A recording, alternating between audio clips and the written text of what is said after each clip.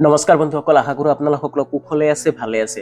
আৰু আপোনালোকে যদি বহুদিন ধৰি এখন ভাল অসমীয়া চিনেমা নাই বা এখন ভাল অসমীয়া ৱেব ছিৰিজ চোৱা নাই, তেতিয়াহ'লে আপোনালোকৰ কাৰণে লৈ আহিছোঁ এখন খুব সুন্দৰ ধুনীয়া ৱেব ছিৰিজ, যিখন ৱেব ছিৰিজৰ নাম হৈছে কলৰৱ। আৰু এই কলৰৱ ৱেব ছিৰিজখনত ইতিমধ্যে প্ৰথম ছিজনৰ 7টা এপিছড ৰিলিজ হৈছে আৰু ইয়াৰ প্ৰতিটো এপিছডৰ দৈৰ্ঘ্য হৈছে প্ৰায় 30ৰ পৰা 35 মিনিট দৈৰ্ঘ্যৰ। গতিকে আপোনালোকে এই ৱেব ছিৰিজখন সম্পূৰ্ণকৈ চাবৰ কাৰণে খৰচ কৰিব লাগিব প্ৰায় 2 ঘণ্টা 20 মিনিট নাইবা 2.5 ঘণ্টা সময়। এই কলৰৱ নামৰ ৱেব ছিৰিজখন পৰিচালনা কৰিছে নানান পাছনিয়ে। অসমীয়া ৱেব ছিৰিজ আৰু চিৰিয়েল জগতত নানান পাছনিৰ সুনাম এটা আগৰ পৰাই আছে। আৰু এই ৱেব ছিৰিজখনত অভিনয় কৰিছে হিমাংশু প্ৰসাদ দাস, সিদ্ধাৰ্থ শৰ্মা, হিমাংশু গগৈ, স্নিগ্ধা গগৈ, ইউডি, ওয়েছিছ তালুকদাৰ আৰু বহুতো কলাকুশলীয়ে।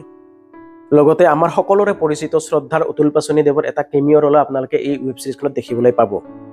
ৱেব ছিৰিজখনৰ কাহিনীৰ বিষয়ে যদি ক'বলৈ যাওঁ, 3জন ল'ৰা আৰু 2জনী ছোৱালী মিলি এটা ট্ৰিপত যায় আৰু সিহঁতৰ মাজত এনেকুৱা এটা ঘটনা ঘটে যে তাৰে 3জন ঢুকাই থাকে আৰু বাচি থকা 2জনক ইতিমধ্যে পুলিচে কৰায়ত্ব কৰে আৰু সোধা পোছাৰ পৰা গম পোৱা যায় যে এই হত্যাকাণ্ডৰ মূল অভিযুক্ত হৈছে এই 2জনেই। 3 নম্বৰ এপিছডতেই এই ৱেব ছিৰিজখনৰ ছাছপেন্স থ্ৰিল গোটেইখিনি আমি ঢুকি পাবলৈ সক্ষম হওঁ। ইমান সোনকালে যদি গোটেইখিনি ঢুকিয়ে পাওঁ, ই কেনেকৈ এখন ভাল ৱেব ছিৰিজ হ'ল আপোনালোকে নিশ্চয়কৈ মনতে ভাবিছে। কিন্তু এজন ভাল ৰাইটাৰ আৰু এজন ভাল ডাইৰেক্টৰ লগ লাগিলে সকলো সম্ভৱ। আমি যেতিয়াই কাহিনীটো ঢুকি পোৱা বুলি ভাবোঁ, তেতিয়াই ৰাইটাৰে ইয়াক এটা টুইষ্ট দি পেলাই কাহিনীক যি ধৰণে অন্যফালে গতি কৰাইছে, সেয়াই হৈছে এজন উন্নত মানদণ্ডৰ ৰাইটাৰ আৰু ডাইৰেক্টৰৰ পৰিচয়। আৰু ইয়াৰ পিছতে কিছুমান প্ৰশ্ন লৈ পেলাই আগবাঢ়ে ইয়াৰ কাহিনী ভাগ। কিয় মাৰ্ডাৰ কৰিলে, কাৰ অতীতে কাৰ জীৱনত কি প্ৰভাৱ পেলালে, মাৰ্ডাৰ কৰা কেইজন সঁচাকে মৰিলে নে, এই আটাইবোৰ প্ৰশ্নৰ সমাহাৰে হৈছে এই ৱেব ছিৰিজখনৰ সৌন্দৰ্য। আৰু এই সৌন্দৰ্যক দুগুণে বৃদ্ধি কৰে সিদ্ধাৰ্থ শৰ্মা, হিমাংশু প্ৰসাদ দাস আৰু হিমাংশু গগৈৰ সুন্দৰ অভিনয়ে। বাকীবোৰেও খুব সুন্দৰ অভিনয় কৰিছে আৰু ইউডিৰ যিটো কেৰেক্টাৰ, সেই কেৰেক্টাৰটোত বৰ বেছি কৰিবলৈ সুবিধা নাপালে তেওঁ। আৰু যিহেতু ওয়েছিছ তালুকদাৰ এজন অভিনেতা নহয়, বাকীবোৰৰ লগত লেভেলটো মিলাবৰ কাৰণে তেওঁ যিটো ষ্ট্ৰাগল কৰিছে, সেই ষ্ট্ৰাগলটো ডেফিনেটলি নটিচ হৈছে। আৰু এই ৱেব ছিৰিজখনৰ চিনেমেটোগ্ৰাফি খুবেই উন্নত মানদণ্ডৰ। কেইটামান দীঘল শ্বট ওৱান টেক শ্বুট কৰা হৈছে খুব সুন্দৰকৈ। লগতে এই ৱেব ছিৰিজখনৰ বেকগ্ৰাউণ্ড মিউজিক আৰু লাইটিনিং যথেষ্ট উন্নত মানদণ্ডৰ। বিশেষকৈ কাহিনী কোৱাৰ শৈলীটো ডিফাৰেণ্ট পাব আপোনালোকে এই ৱেব ছিৰিজখনত।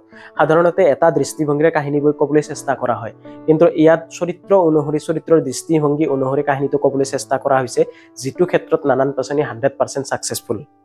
এই ৱেব ছিৰিজখন চাই থকাৰ সময়ত হিমাংশু প্ৰসাদ দাস আৰু সিদ্ধাৰ্থ শৰ্মাক এটা ফ্ৰেমত চাবৰ কাৰণে মই অধীৰ আগ্ৰহেৰে ৰৈ আছিলোঁ। 2জনকে একেলগে এটা ফ্ৰেমত দেখা মুহূৰ্তটো মোৰ কাৰণে এটা বিশেষ মুহূৰ্ত আছিল। তাৰ পিছত হিমাংশু গগৈয়ে আহি যিটো এক্টিং দিলে, প্ৰাউড অফ ইউ ব্ৰ, খুব সুন্দৰ অভিনয় কৰিছে হিমাংশু গগৈয়ে। শেষৰ এপিছডটোত যি ধৰণে ইয়াৰ ৰহস্যবোৰ উদ্ঘাটন কৰা দেখুওৱা হৈছে, কাহিনীত টুইষ্ট দিয়া হৈছে, সেয়া চাই পেলাই আপোনালোকৰ গাৰ নোম একেবাৰে শিহৰি উঠিব পাৰে। আৰু ইয়াৰ পৰাই আচলতে কাহিনীটোক ছেকেণ্ড ছিজনৰ কাৰণে পুছ কৰা হৈছে। আৰু ইয়াৰ যিটো এণ্ডিং ৰাখিছে, ক্লাইমেক্স ৰাখিছে, সেয়া চাই পেলাই আপোনালোকে খুবেই মজা পাব। গতিকে আপোনালোকে এই ৱেব ছিৰিজখন নিশ্চয়কৈ এবাৰ চাব।